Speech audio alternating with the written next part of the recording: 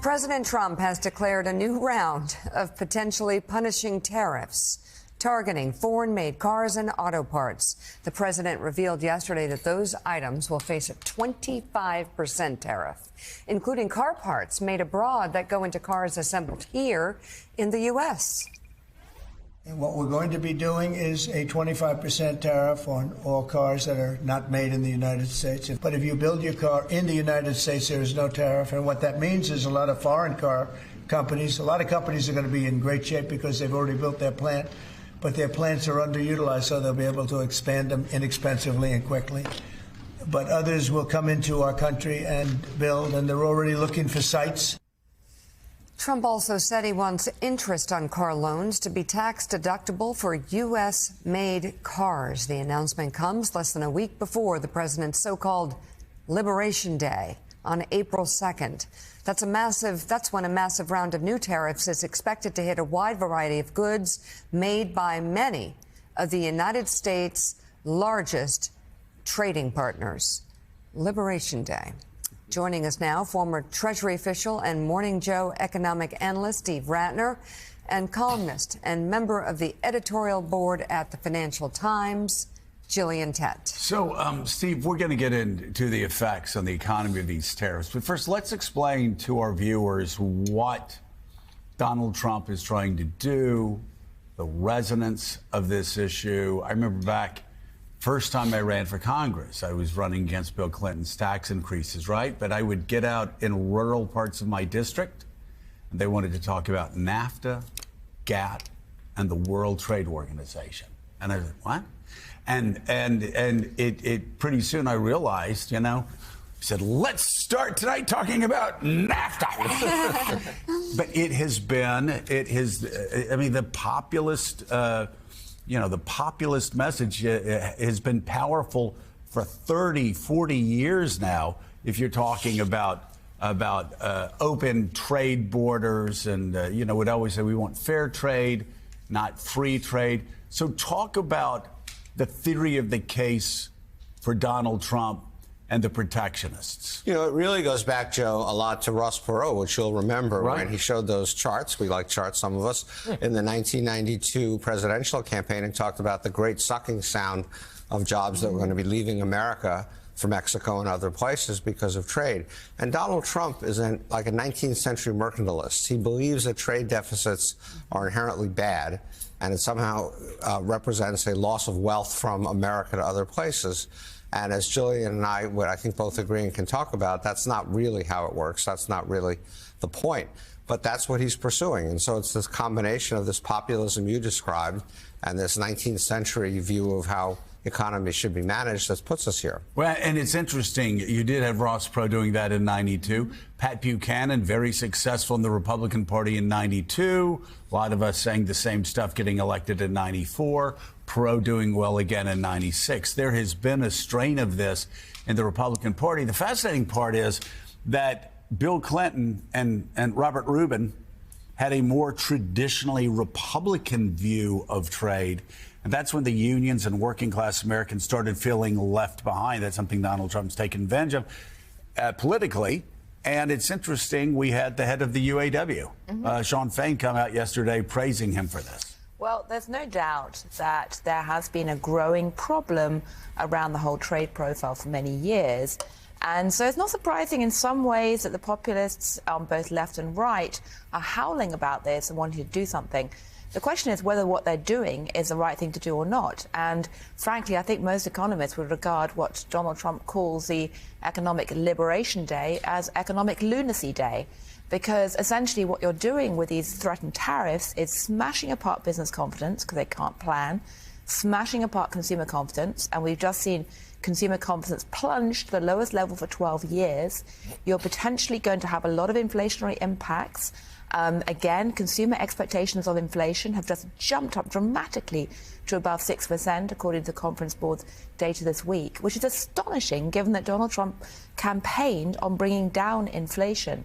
And, of course, the other problem is that all of the supply chains are so integrated that if you try and hammer the bilateral trade, you're going to eventually hurt American producers as well. So car parts well, the process of making a car crosses the US-Mexican border 7 times back and forth along the supply chain.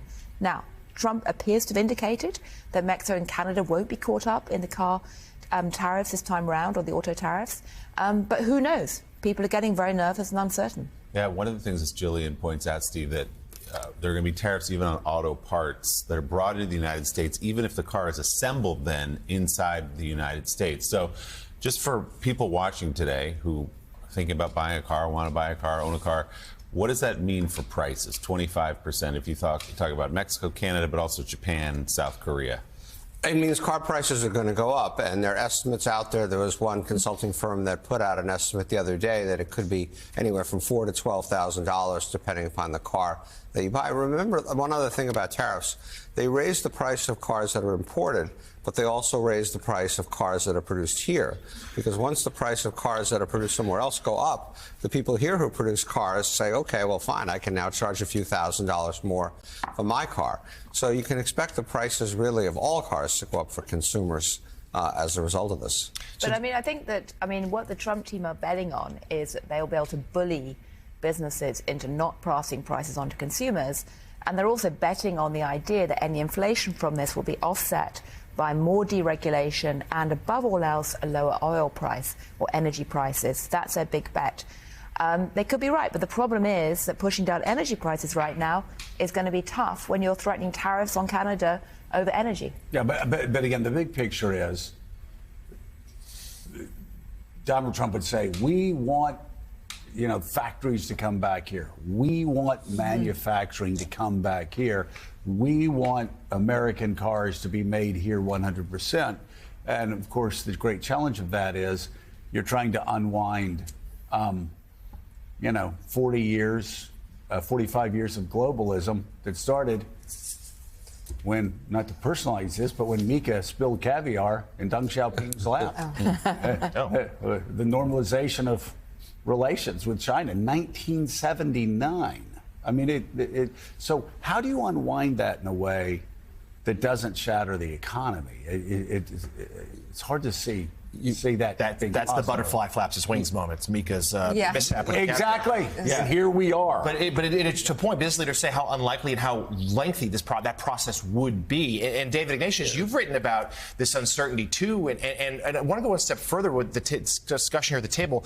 How Trump has made this so personal. So in fact, he took to Truth Social at 1:50 this morning. The president was up late last night, says this: if the European Union works with Canada in order to do economic harm to the USA, large-scale tariffs, far larger than currently planned, will be placed on them both in order to protect the best friend that either of those two countries ever had. So all sorts of the post brimming with resentment and anger there from the president to both Canada and the EU, and just seemingly threats of further and further escalation and trade war. So, Jonathan, I think we often underestimate just how passionate Donald Trump is about tariffs. You go back years reading and listening to what he's had to say, and this has been this idea that we can somehow go back to the 19th century and build Fortress America and revive our manufacturing behind tariff walls is something he's long believed. I want to ask Jillian. Jillian, you published a very influential column, several columns, but one in particular, that says there's a big idea behind this tariff campaign expressed by the White House Council of Economics advisor, Stephen Merrin. Maybe you could just briefly explain that to people. It's one of the most insightful pieces of journalism I've seen since this began. Well, thank you very much indeed, and I'd commend your journalism for teaching me a lot. Briefly, it's very important to separate out what the Trump team is doing using a framework that Goldman Sachs used to teach its incoming analysts: goal, strategy, and tactics. Goal, vaguely, is an instinct to so-called make America great again. The strategy is to try and reset the global economic, trade, tech, and military relationships. The tactics are tariffs and all the threats and bullies and the uncertainty.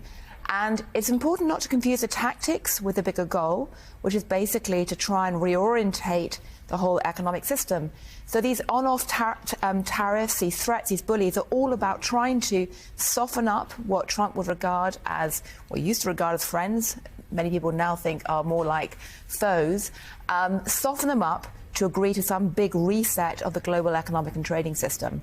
Whether it's going to work, we don't know. But insofar as they think these tactics about trade threats and tariffs are going to keep giving them leverage and power, it's all about hegemonic power being the biggest bully in the room, if you like. They're going to see a lot more of these. Wow. Steve, you wanted to jump in. I'm also thinking about how at the early days of this administration, both Japan, South Korea came and said, we're going to invest tens of billions of dollars in America, hoping to stave off some of these very tariffs. Mexico, we're going to put more troops on the border, hoping to stave off taraffs, and yet here we are. Yeah, and countries like Japan said we'll buy more liquid natural gas and so on. Everybody was trying to stop this. But what I wanted to say, to go to Joe's point, it also relates to Jillian's point, is that we are not going to go back to where we were in 1950 in terms of what we make here. We can all discuss, like sort of like who lost China. We can all discuss who lost manufacturing, why it happened, and why we are where we are. But we're not going to go back to where we were. And so all of what he's doing, in my opinion, is not going to reset the table. What it's going to do is basically cost consumers here a hell of a lot more money, because the whole point of trade is to lower costs for people, and it was doing that. Part of why we had such a low inflation rate post the GFC until COVID was because we were importing a lot more, and it was all cheaper and better because we were importing it. And so American consumers, we may help a few manufacturing workers, we'll see, but for the bulk of American consumers, they're simply going to find that things are more expensive and so forth. And Trump is not going to win this trade war because the trade lines are now so dispersed. There's a certain amount of manufacturing capacity, like you mentioned, Hyundai and Louisiana and so forth, that may come back here, but it's not going to reset the table in any way.